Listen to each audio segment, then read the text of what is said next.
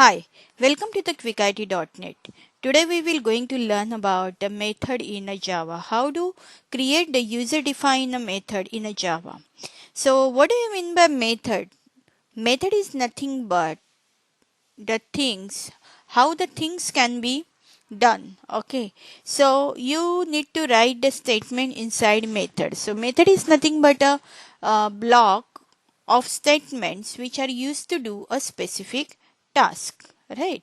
So method, here I can define my method on my own. So how do I create my method? Okay, let me open my Eclipse and I will show you.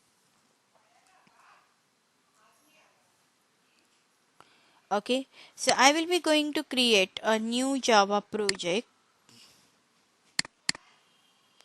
Okay, and here I can name the project as method explanation, right? And inside this I will be going to create a class for the same. Okay, so my class name is, let's say, example 1.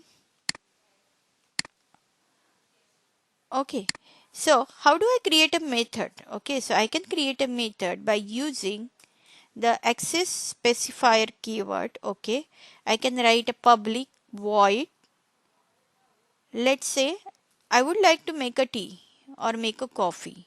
So make a tea is nothing but my method name. Inside this block, the block of statement, I can write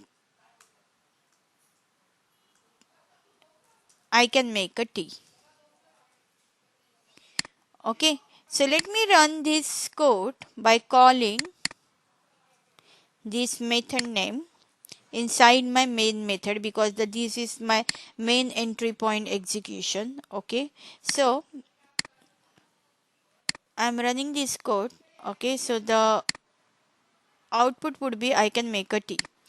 Okay, you can define any data type over here. Let's say if I want to define integer as a data type, okay, then it should return a statement. Okay, so statement could be anything like any number, right? Or you can make the data type as string. Okay, so statement should be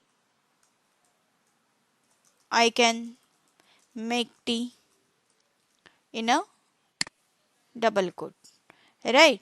So this is the way you can write the code by using the user defined method. Okay, so here what you need to understand is, okay, so method are generally used to divide a large code into the manageable chunk of codes, right?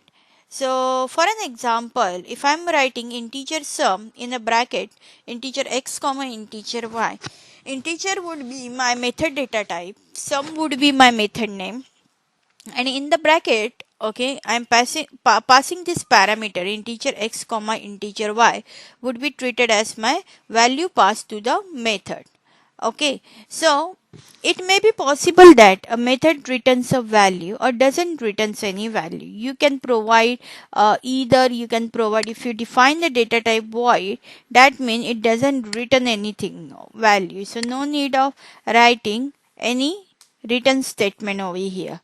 Okay, so return type of method is nothing but the data type of the value written by the method. If method return an integer value, then the return type will be integer. As I shown you earlier, if I write integer, then the return type would be my integer. Okay, so return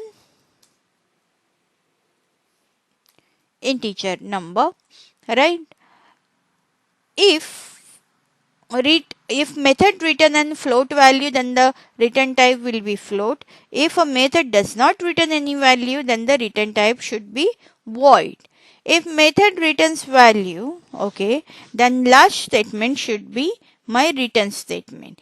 Any code after return statement is not reachable. That means if I try to write, okay, this line after my return statement, okay, then code is not reachable. Okay, it's called as a dead code, unreachable code. So make sure you cannot write any code after return statement. Very important. Thank you for watching. Do like, comment and subscribe for my channel, and if you have any queries, please get back to me. Okay, I will be available on my email id quickit.net@gmail.com. Thank you. Have a great day.